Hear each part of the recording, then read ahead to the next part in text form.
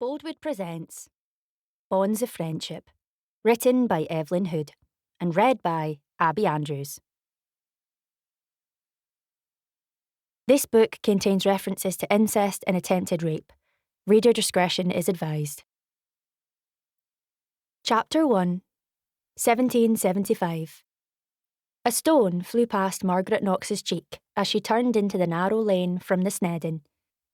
Another landed in one of the many puddles that made the lane an obstacle course, whatever the weather, causing filthy water to splash over her good skirt. She stopped short, clutching her small daughter's hand so tightly that Christian squeaked a protest. Only yards away, two bodies were locked in fierce combat, staggering like an ungainly four-legged monster, rebounding from the slimy wall of one building to lurch across the few feet of space and collide with the slimy wall opposite. Fights were commonplace in Paisley's slums. As often as not, the combatants were clawing, scratching women, as dangerous as any man once they got the bloodlust. But these fingers were mere lads, one in his teens, the other scrawnier and several years younger. The stones were being hurled by a ragged little girl, her thin face red and puffy with angry tears, her body racked at intervals with bouts of coughing. Although she threw hard, her aim was poor. A few people stood at the close mouths or leaned from windows, watching the struggle with vague interest. Some of the men egged the fighters on, but nobody did a thing to stop them. Margaret hesitated. Her husband, Gavin, had warned her often enough to keep out of things that didn't concern her, but that didn't deter her. If she thought she could be of some use to someone. A fight, though, was a different matter. It was a personal thing, an issue that had to be settled by the people concerned. Besides that, Margaret, on her way to one of the slums at the far end of the lane with some food for an old woman who lived alone, had 4-year-old Christian to think of. "Come home," she tugged at her daughter's hand. "We'll come back another time."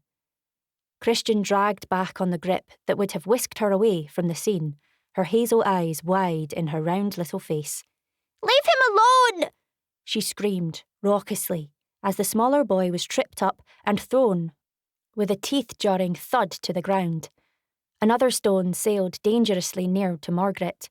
The girl who had thrown it squatted in the dirt to rummage for more ammunition and, finding a stick, proceeded to beat the older boy about the shoulders whenever she got the chance. "Christian!" Even as Margaret spoke, the small hand left hers, and Christian sped down the lane to where the older boy was pinning his adversary face down on the ground, holding him with one hand and both knees. His free hand gripped the neckerchief about the other lad's throat and began to twist. The girl dropped her stick and hurled herself onto his back, pummeling at him with her two fists. He shook her off, and she rolled on the ground in a paroxysm of coughing before getting to her knees, ready to throw herself at him again. Margaret's heart was in her mouth as she saw her firstborn child, her only daughter, advance with determination and pick up the stick that had been dropped. She clutched at it two-handed, waiting for her chance to use it. The thought, "What's Gavin going to say about this?" flared into Margaret's mind. He could be disapproving enough about her own refusal to conform to his picture of a surgeon's wife.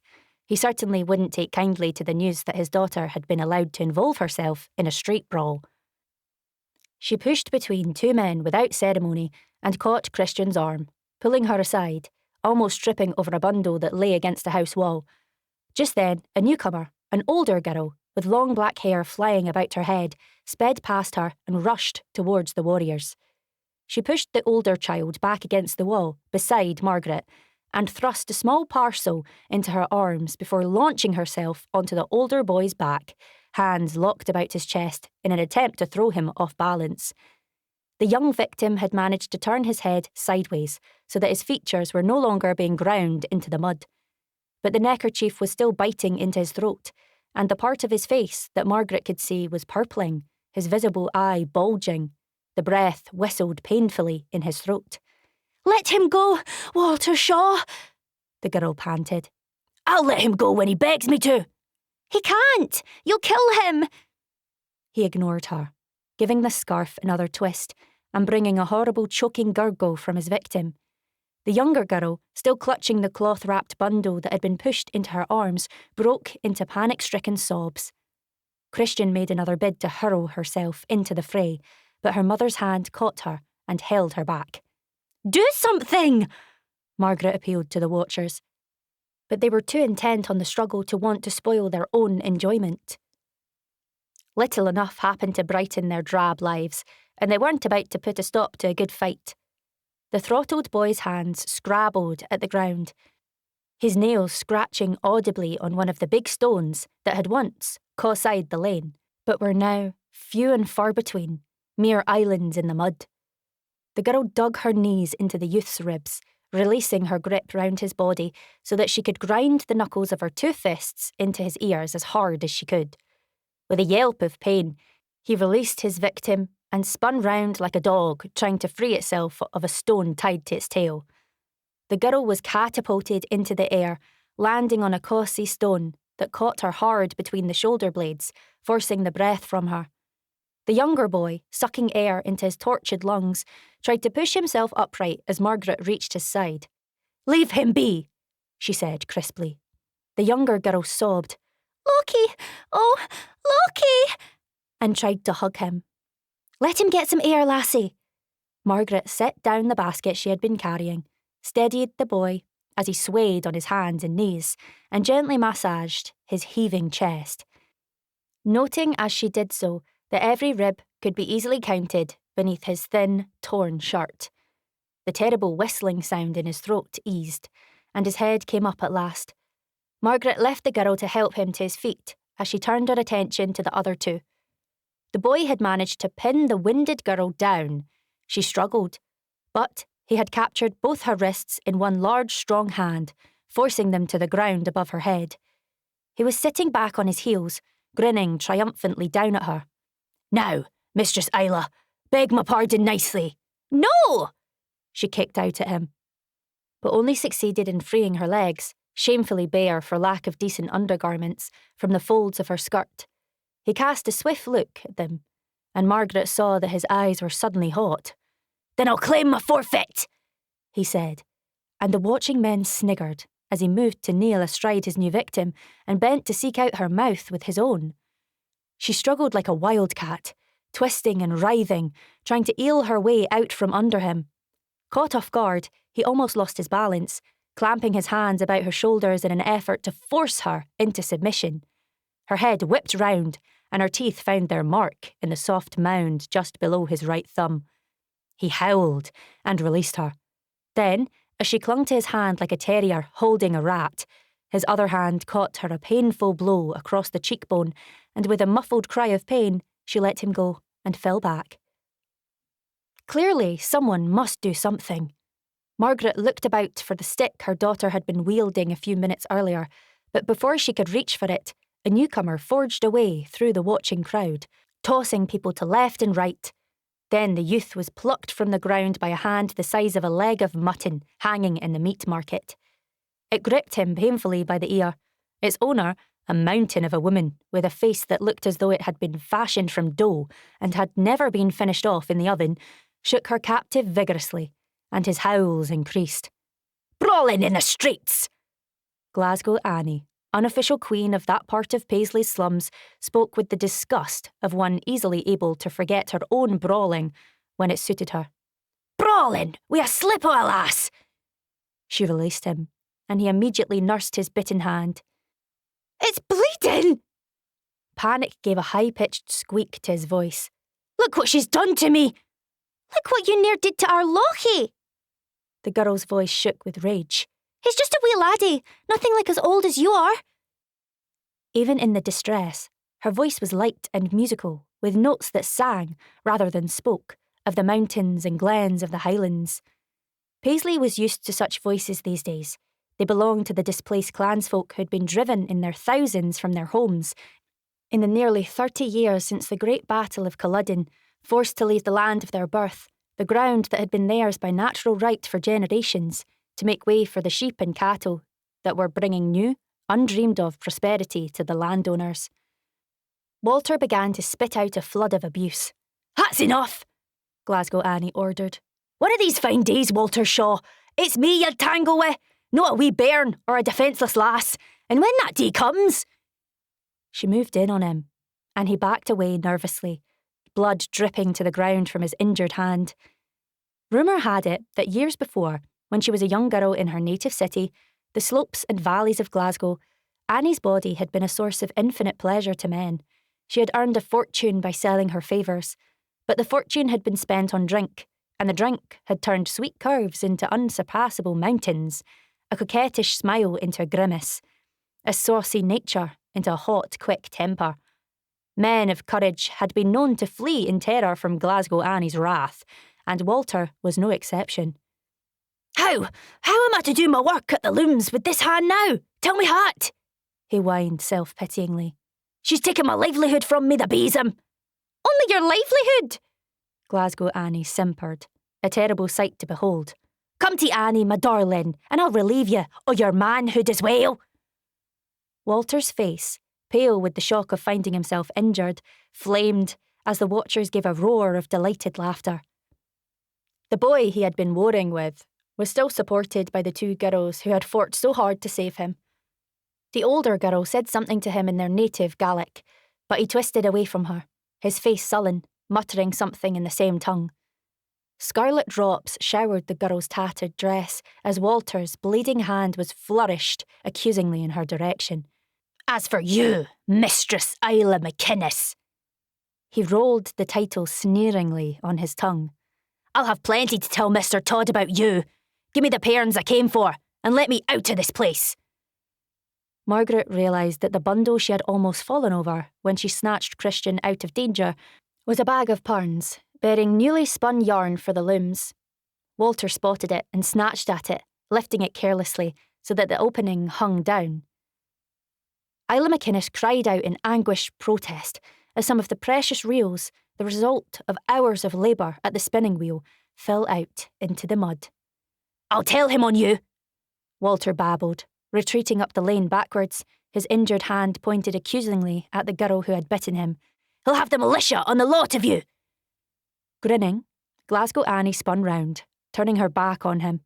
With a gesture that might have looked coquettish 15 years before, she flipped up her skirts and waggled her huge buttocks at Walter, who gave up all pretence at further bluster and ran, washed along the lane and around the corner by a wave of laughter. Islay turned to the younger boy and girl, her face twisted in quick disgust, and her arms spread as though trying to protect them from the coarse lowlanders they were forced to live among. As for you, laddie, Annie rounded on Lockie as soon as the older boy disappeared. I've told you afore. If you must fight the likes of him, you'll have to learn to cheat the way he does. His hand was still clasped to his sore throat. Above it, his dark Highland eyes sparked anger and defiance at her. Without a word, he turned and marched in through the low door leading to one of the single-roomed houses in the street, his thin little back rigid with humiliation. Islay, suddenly aware that her skirts were still twisted up around her slim, bare legs, hurriedly shook the ragged folds into some semblance of decency. Then she nodded to Margaret before she and the younger girl went into the house together. The watchers, their entertainment over, began to drift away. Annie turned her attention to Margaret. Good day to you, Mistress Knox. You'll be on your way to see Granny Ferguson. Her doughy face split into an ingratiating, gap-toothed grin, like a parody of a lady greeting visitors in her parlour. What was all that stramash about? Annie shrugged. A shrug that set up a corresponding wobble all the way from shoulders to ankles. Christian, fascinated, watched the rippling blouse and skirt. Ah, it's the Highlanders. They're too hot-blooded. Thorn wee laddies like a fighting cock. Walter well knows that it takes only a word to set the wee laddie going, Annie said casually. Then she peered short-sightedly down over her huge breasts at Christian. Your bairn's growing fast, she boomed. The little girl stood, feet planted firmly in the mud, and looked up at her, head tilted to one side. Then she said thoughtfully, So are you. You're awful fat. Christian Knox! Margaret gasped, scandalised. Annie's face swelled, reddened, then a laugh that started somewhere deep in her massive chest broke forth with a bellow. Ah, away, Mistress Knox. I mind the day you'd have said something of the same yourself as a bairn, and I mind the day, she added, leering at Christian. "When I was as wee and bony as you are, my pretty Harry." "You must have eaten up all your porridge," Christian suggested, and was hustled away by her mother to the accompaniment of another wheezy gobbet of laughter. It took a lot to embarrass Margaret Knox, but even so, her face was burning as she whisked her daughter in through the doorway of the hovel, where Granny Ferguson huddled her stiff old bones close to a fire that was so poor it couldn't have offered warmth to a mouse. As she put the food she had brought into the empty store cupboard, then sat for a while, and let the old woman talk, Margaret's thoughts were elsewhere. "What do you know of the Highland family down the lane?" she asked suddenly. Granny Ferguson, alone in the world since her only son, a weaver, who had once worked for Margaret's father, had died of a lung disease, enjoyed a good gossip. "The man's a soldier, somewhere over the water, and the eldest boy wi' him. The woman's worked herself to death, poor soul, trying to keep the bairns. The older girl's a relation of theirs, and she does her best to look after the other two now. A kindly neighbour, she is. She looks in on me now and then, and never comes empty-handed, for all they've little enough themselves."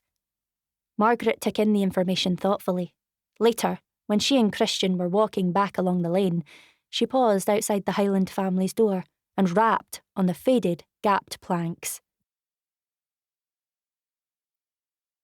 Chapter 2. The three people on the other side of the door stared at each other when they heard the summons. Morag's eyes were rounded with fear, and Lockie, obviously convinced that his tormentor had come back, began to get up, bristling like a small fighting cock. Islay pushed him back into his chair. "Stay where you are! Morag!" She held out a rag she had been using to soothe the boy's sore throat, and her cousin, who had been spreading the muddy perns over the table, wiped her hands hurriedly on her skirt, then took the cloth and dipped it into the bowl of cold water as Islay opened the door. The well-dressed woman who had helped Lockie stood outside, her little girl by her side. "I've come to see if the laddie's recovered." Islay hesitated, then stepped back to admit entrance into the room. "Will you walk in, mistress?" She heard the half-challenging note in her own voice. There weren't many respectable folk in Paisley who would have set foot in Ginny's Wynd, let alone in one of the houses. They were all afraid of catching some terrible illness or being robbed, but this visitor only hesitated for a fraction of a second before stepping down into the single tiny room. The child followed, taking a firm fistful of her mother's figured silk gown. Islay gave the caller time to accustom her eyes to the gloom and observe the uneven floor of beaten earth, the small glassless window half covered by a piece of sacking to keep out wind and rain. The few furnishings in the room consisted of a table, some stools, a couple of low beds, and some shelving that had been roughly nailed together out of odds and ends of wood. The spinning wheel stood by the fireplace, flanked by a basket of flax on one side and a basket of empty perns, still awaiting the linen yarn the weavers needed for their work on the other. As she saw her lowland home anew through the visitor's eyes, Islay felt deep embarrassment wash over her. Then she lifted her chin high and consoled herself with the thought that at least the place was as clean and neat as she could make it. It was no shame to her if she and the children were forced to live in conditions that they wouldn't have wished on their hens or pigs back home. Courtesy demanded that she ask, "Will you take some refreshment?" Both Lockie and Morag stared, knowing full well that there was nothing to share, apart from water from the street well and the meagre store of day-old bread that Islay had just brought home, having earned it by scrubbing out the bakery. She ignored them, her eyes on the visitor, who said mercifully, "Thank you, but no. We took some tea with Mistress Ferguson." To cover her relief, Islay took a straw from the hearth and held it to the poor fire. When it blossomed into flame, she lit the cruisy lamp on one of the shelves. The flame smoked and flickered. The acrid smell of burning oil caught at the little girl's snub nose almost immediately, making her sneeze. Lockie sat at the table, head bowed, one hand still caressing his throat gingerly. "Are you all right, laddie?" the lady asked. "I'll kill him," he replied huskily, between gritted teeth. "Lockie, that's not the way to speak before guests." Islay reproved him in their own tongue. His dark head came up at once, and his eyes blazed at her. Speak English! The Gaelic's dead to us now! His shame at being vanquished by the older boy, then rescued by females, made her want to cradle him in her arms and comfort him. He was still a child, when all was said and done. A child who had been forced into ill-fitting adulthood before his time, and tried too hard to carry his responsibilities like a man. But she couldn't do that. Instead, she joined their visitor, who was examining the muddied perns on the table. Were many wasted? Enough. 6 pence at least, we've lost, Morag said drearily, and Islay rounded on her. Hush, Morag! He said he'd tell Mr. Todd, Morag went on as though she hadn't heard. What if... She stopped. She and Islay gazed at each other, so closely locked in their shared fear that the others were forgotten for the moment. What if Mr. Todd, the weaver who held the purse strings, decided that he didn't want the wild, troublemaking Highlanders to spin yarn for his looms anymore? How would they survive then? Is it Jamie Todd you spin for? The lady asked. I know him well. I'll tell him what... We don't need to ask anyone to fight our battles for us, Islay told her sharply, then added in a gentler voice. I've seen you in Jenny's wine before. Your man's Mr. Knox the surgeon, is he not? My father makes folks well again. The child ventured out from behind her mother's skirts to proffer the news proudly. Islay swallowed. It's my place to tell Mr. Todd what happened. I'll go and see him myself in the morning. But won't you let me... Islay's eyes, large with fear and determination, met and held Margaret Knox's. It's my place, she said. Chapter 3. Gavin Knox had been in Glasgow from mid-morning. Most of the time, since he had kissed his wife goodbye and left his home, had been spent amid the gore and noise and suffering of an operating room, and he looked tired and drawn when Margaret herself ran to welcome him in from the rain-swept doorstep. Her heart turned over at the sight of him, as it always did. The practical side of Margaret's nature, the side that dominated her life, indeed, the side that she had thought made up her entire life before she met Gavin, was acutely embarrassed by the way she felt about him. She was a 28-year-old woman, after all, mother to 2 children, mistress of her own house, and still, on 2 days of each week, a teacher to the pauper children in the townhouse schoolroom.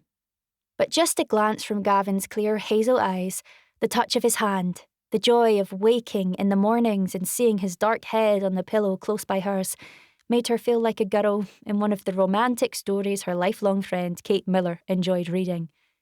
It gave her some consolation to know that she was not alone in her foolishness. Gavin, as sensible and level-headed a man as anyone would hope to meet, a surgeon, respected the length and breadth of Glasgow as well as in Paisley, was as passionately in love with her as she was with him. Why this should be so, Margaret couldn't think, but it was, nevertheless, and she was oh so glad of it. Father! Christian, who had scorned their attempts to teach her to say papa, came scudding from the kitchen and across the hall, her joyous voice raised so loudly in greeting that Margaret, afraid that small Daniel would be wakened, shushed her vigorously. Gavin only had time to take his wife into a swift, light embrace before the little girl was upon them, tugging at his wide-skirted coat. With a glance that promised Margaret a more appropriate greeting once they were alone, he swung his daughter up into his arms and carried her into the parlour, while Margaret went to the kitchen to see if Ellen was managing the evening meal without help. Gavin was sprawled in his favourite chair when she returned to the parlour, his long legs still booted, stretched across the rug before the fire.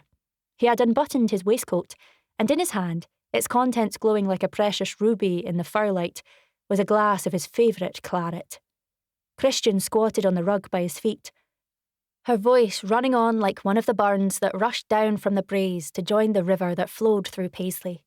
Christian's grandfather, Duncan Montgomery, had been known to say more than once that she had been born with a busy tongue. She had certainly learned to speak early, while her brother, a more solemn child, had only a fraction of the vocabulary that she had possessed at his age.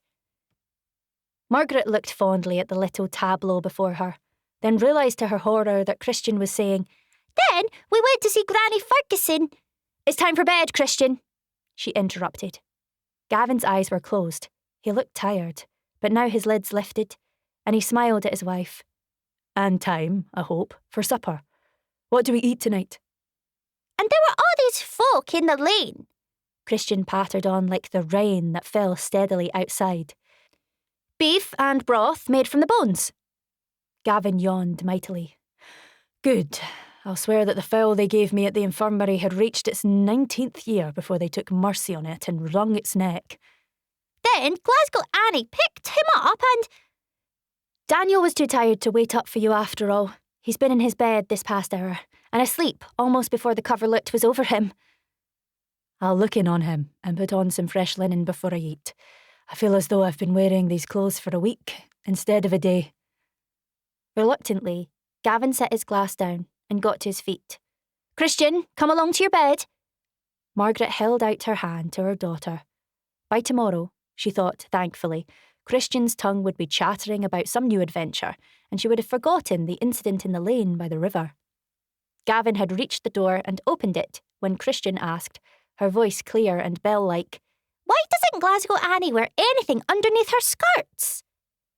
Gavin, on his way out of the door, stopped, pivoted on one heel, and fixed his daughter with a look that would have made anyone else quail. What did you say? Christian never quailed. She didn't know the meaning of fear. Why doesn't Glasgow Annie wear anything under her skirts? She repeated. Gavin's face flushed a dusky red. He threw a quick, puzzled look at his wife, read guilt in her blue eyes, and fixed his attention on Christian again. What makes you think that? He asked, with deceptive gentleness. After the fight, when she'd pulled the big boy away from the other boy, before I even got a chance to hit him with my stick, said Christian, suddenly recalling a grievance. She did this! To Margaret's horror, she scrambled to her feet, turned her back on her parents, and whisked the skirt of her warm wool dress up in a passable imitation of Annie's crude sexual gesture to Walter Shaw. And everyone laughed, and the big boy ran away. And Annie didn't have anything on under her skirt. She's awful big. I told her she must have eaten all her porridge. I think, her father said, his voice still mild, but with a cutting edge of cold steel beneath it, that it's time you were in your bed, my lady. Supper was a silent affair. As she drew the curtains before sitting down at the table, Margaret saw that the rain had gone and the late summer evening was clear and calm. She took her seat opposite her husband and waited for the domestic storm to break. Gavin, seemingly lost in thought, ate his way steadily through each course as it was laid before him. When they went back to the parlour, Margaret sat by the fire, her mending in her lap. Gavin paced the floor.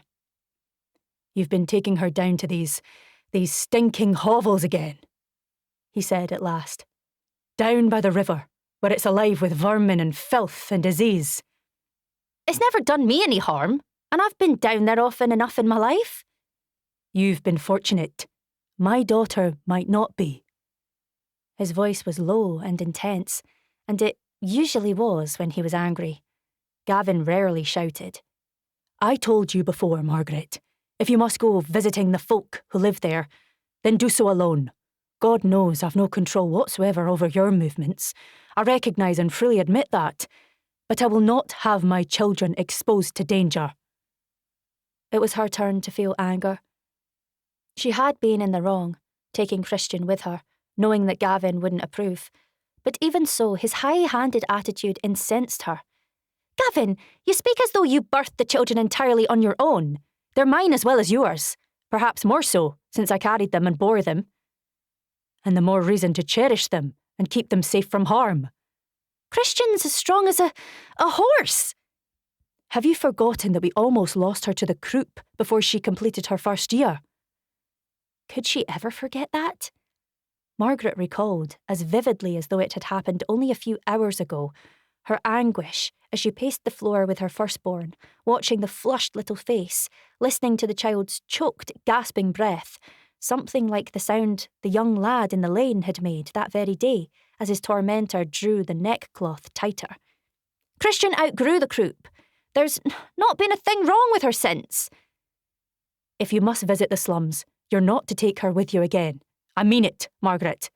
And if you won't listen to me, then by God, said Gavin, his eyes bright with anger, I'll stop you from going as well somehow, even if it means locking you into your bedchamber when I'm not here to watch over you. We can't make poverty and suffering stop happening just by turning our backs on them. I know that, he said with a contempt that sent a surge of colour to her face. I'm reminded of it every day I walk the wards in the infirmaries. I don't spend all my time caring for moneyed folk, you know, only part of it. I don't turn my back, Margaret. I thank the good Lord every day that I can protect my family from poverty and want and the suffering they bring. But I'll not have Christian exposed to it in any manner. There was a short, angry silence then. I'm tired, Gavin said stiffly. If you'll excuse me, I'll retire. She bowed her head in silent, formal assent, biting back the angry words that wanted to pour out. Alone, she cleared the table, carried the used platters to the kitchen, and sent Ellen off to her bed, refusing the woman's offer to help. She needed to occupy her hands. That way she could block out the thoughts that seethed in her mind. But later, as she sat by the parlour fire, with the house silent about her, apart from the ticking of the clocks, the needle that was repairing a tear in one of Daniel's garments with swift, assured efficiency, slowed and stopped. Gavin had the right of it. She was sensible enough to admit that. Christian, despite her sturdy independence, wasn't much more than a baby. It was foolish to expose her to unnecessary peril. God knows there were dangers enough for her to navigate as she grew without her mother seeking out more. But deep down in Margaret lay a fear that her children, born to privileges she herself, a weaver's daughter, had never known, might grow to accept unquestioningly the vast gulf between those with more than enough money and those with none. Since her marriage, she had met many rich people at gatherings and at dinner tables. Most of them displayed such indifference to the misfortunes of their fellow men that it made her skin crawl to be in their company. She couldn't bear the thought of Christian and Daniel growing up to be like those addle-pated, shallow puppets. The needle went about its work again, then slowed and stopped as she recalled the other side of the coin. The Highland children in their damp, dark little room near the river. Vividly, she saw again the expression on Islay McInnes's face as she stared down at the ruined parns. The handsome clock in the hall struck the hour, and Margaret gathered up her work and put it aside. It was time she was abed. Contented snoring could be heard faintly from the rear of the house as she started to mount the stairs. Ellen was sound asleep in the little room off the kitchen. The children were also asleep in the room next to their parents' bedchamber, Christian snug beneath her coverlet, Daniel with arms outflung and hands loosely fisted above his head. There was no sound from the bed she shared with Gavin. The fringe of light from her candle gave her a glimpse of him, eyes closed, lashes against his cheeks, dark hair tumbled over his forehead. Margaret stripped her clothes off and put on her night shift, cool and still smelling pleasantly of the fresh summer day when it had been stretched over a bush in the backyard to dry. She took off her lace cap and let her dark brown hair fall about her shoulders so that she could brush it out. It vexed her that her hair, which had had a curl to it in childhood, had straightened over the years. Daniel had inherited her blue eyes and her straight, silky hair. Fortunately, Christian had her father's thick tresses, with a vigorous wave in them. The brush moved from crown to tip with an even, soothing rhythm. The mirror showed her candlelit face, cloaked in the fall of long hair, as that of a pale, mysterious stranger. The sight reminded her of a Halloween party that her aunt Mary MacLeod had once held, and a game they had played that night. Each girl had to sit alone before a mirror, eating an apple and combing her hair. The tale was that she would see her future husband's face reflected in the mirror. The face Margaret had seen in the glass on that long ago night had belonged to her childhood friend William Todd, who had crept into the room to speak to her. Gavin had followed hard on William's heels, but she hadn't seen his reflection. Gavin, however, was the man she had married, and William was dead now, drowned in the rain-swollen river cart. She missed him sorely. William had been her closest friend, the only person she had been able to confide in. She wished with all her heart that he had lived, instead of dying so young and so cruelly. She shivered, laid the brush down, and turned to blow out the candle. Its light picked out the gold flecks in Gavin's hazel eyes, wide open and studying her. "How long have you been awake?" "Long enough." He pushed the bedclothes back, held out his hand to her. "Come to bed, Margaret." She blew out the candle and walked barefooted, with the assurance of one in familiar surroundings, across the night-black room to the bed. Gavin's hand closed about her arm, drew her down beside him. He shifted so that she could nestle in the warm hollow his body had vacated, and gently pulled the covers over her. "Of all the men you could have bewitched and tormented, Margaret Montgomery," he whispered, "did you have to choose me?" His body was hard and eager against hers. The quarrel was over. There would be others, no doubt, many others. That was part of marriage, as far as Margaret and Gavin were concerned. But always, there was the forgiving, the coming together again, the loving. And, pray God, Margaret thought, as she let herself melt against him and felt the hard planes and angles of his face beneath her palm, may there always be the loving. Chapter 4. Jamie Todd, normally the sunniest of men, was in an irritable mood. His mother, Kirsty Carmichael, had been summoned to the neighbouring town of Barhead first thing that morning because of some domestic crisis in the home of Jamie's sister Kate, which meant that Jamie and his stepfather, Billy Carmichael, had been obliged to make shift for themselves. Two handless men in the one kitchen, particularly when one of them was old and stiff and clumsy with the rheumatics, and therefore given to dropping things, didn't make a good start to the day. Furthermore, Kirsty's absence meant that she would not be spinning any yarn for the looms that morning. At a time when work was scarce, Jamie's reputation was as good as his father's had been. He had 8 looms under his care now, 4 in the high street shop his father had worked before him, and 4 in the shop he had taken over in Wellmeadow almost 2 years earlier. They all worked on linen cloth, and they needed as much yarn as he could obtain for them. Although the Paisley weavers had built up a very good name for themselves, a number of looms in the town were lying idle for lack of orders. Jamie worked his looms in partnership with his close friends Duncan and Robert Montgomery, a partnership that stood all 3 men in good stead. Even so, Jamie found it hard to keep all his looms employed. The fact of the matter was that in buying over the Wellmeadow shop, he had taken on more responsibility than he could comfortably handle. But his nature wouldn't let him admit that to anybody, and so he worried over his financial obligations in silence. Then, of course, there was that dolthead Walter Shaw, at the door first thing that morning, with a hangdog look in the grey eyes that couldn't quite meet Jamie's, one hand bound in a grimy cloth, and less than the number of pounds he had gone out to collect from the spinsters the day before. Jamie, his stomach uncomfortable after the makeshift breakfast he and Billy had managed to cook between them, his head buzzing with the list of all that he had to do that day, had boxed the young weaver's ears there and then on the doorstep, before the interested and amused gaze of the passers-by.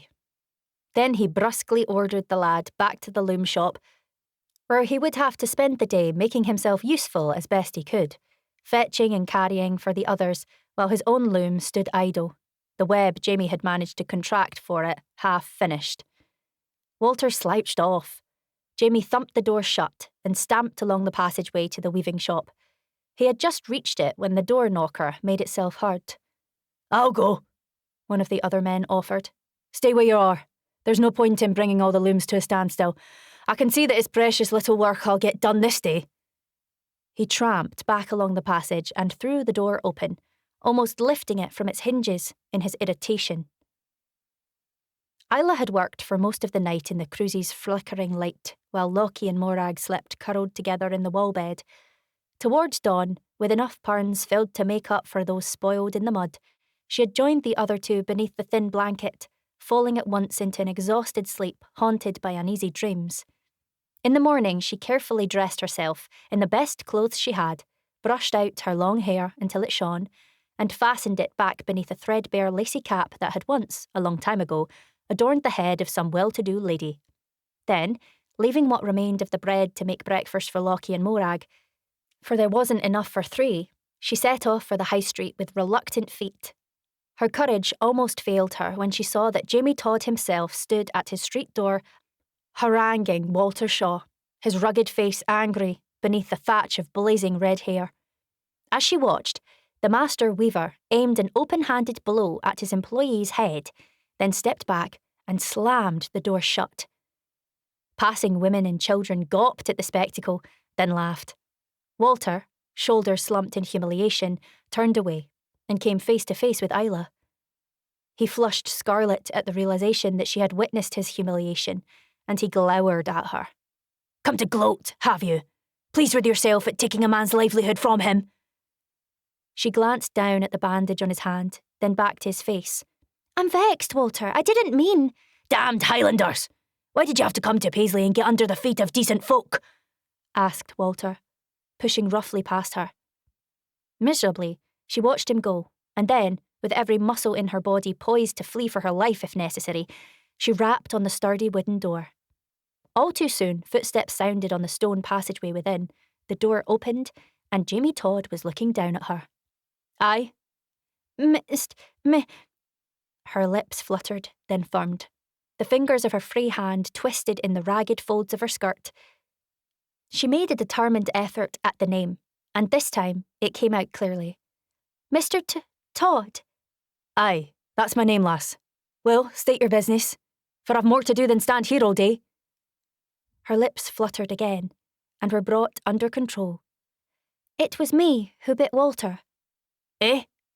"I bit Walter Shaw." Then, as he said nothing, but continued to stare with bewildered incomprehension, she fisted her 2 hands before her, over the handle of the basket she carried, and said in a rush of outgoing breath, "He was fighting with my kinsman Lockie, so I bit him to make him let go. It's my fault he can't work, and the pounds fell in the mire, and—" "You bit my weaver?" He seemed to be finding it hard to make sense of the situation. "Aye, I'm normally vexed, Mr. Todd. It was wrong of me to injure his hand, and him working on the looms, but I had to make him let Lockie go, for he was throttling the laddie." "Lockie?" "My cousin. He's only 12, but Walter knows Lockie must fight him, being the man of the house, so he—" "What's your name?" Her tongue moistened her lips. She was still poised to run. "Islay, sir. Islay McInnes." She held out the basket, and Jamie Todd took it and glanced at its contents, then back at her, his blue eyes puzzled. "Where did you get them?" "I spun them, in place of the ones that got spoiled, yesterday." "But, lassie, you must have been working all night." "I had to make up the number of pounds. Mr. Todd, you'll not take the work away." His jaw set truculently. "I should, for what you've done to my weaver.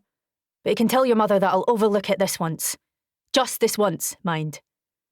"My mother's dead," Islay started to say, but to her horror, tears of worry and exhaustion suddenly misted her eyes. Her mother had already been ailing when they were put out of their home. She had died soon afterwards, in the dark, draughty corner of a barn. Not a day went by without Islay recalling that terrible time. The mere thought of her dead mother, at a time when her own courage was at a low ebb, was too much. She saw consternation and then embarrassment come into the face of the man who looked down at her. He began to say something. But Islay, beyond words now, turned and stumbled back along the footpath, anxious to get out of his sight before her tears won her over entirely. It wasn't until much later, when she had sobbed her heart out in a quiet corner, that she realised that she had forgotten to claim payment for the pounds. Chapter 5. On one side of the entrance passage of the Todd's High Street building was the big room that housed the looms. On the other was a smaller room, where Billy Carmichael, Jamie's stepfather, had plied his trade as a cobbler before the rheumatics put an end to his work. Margaret had persuaded Jamie to let her move 2 small inkle looms in there to enable some of the women from the Poor's Hospital, where she taught, to weave ribbons and earn a few coppers. Before going to talk to him about the 3 children who lived in Jenny's Wynd, she put her head round the door and had a swift word with the women working on the looms. Then she left them and opened the other door. Weaving shops were always noisy. The babble of voices, for in Paisley at least, the men gossiped just as much as the women, vied with the steady clack of the big looms. A pair of linnets chirruped in a cage by the window. The room was large and, as always, it seemed to be lit by Jamie's mop of fiery red hair. He was working away at his loom, and unusually silent, but a welcoming grin split his face when he looked up and saw her. Margaret and Jamie had always been close, even though she had refused to marry him years before. She waited in the passage until he joined her. Then she asked, "Jamie, do you have a weaver called Walter Shaw?" His face darkened. "Aye, in the Well Meadow weaving shop. Have you come to lecture me about him too?" She raised puzzled brows. "First, I'd Walter at the door with a sorry tale about a wounded hand keeping him from his work, and Perns falling in the mud. Then a wee lassie from down by the river came with some nonsense about biting the man, biting him, as if she were a dog, and spoiling my Perns into the bargain." He shook his head. "Then, if you please, she gave me Perns she must have spun during the night, and ran away without waiting for her money." "She's not a wee lassie, she's almost a grown woman. And you must have said something to fright her if she ran from you." Swiftly, Margaret gave her account of the scene down by the river the day before. "It must have been the younger girl who came to the door then, for she was only a child, and I said nothing to fright her," Jamie protested.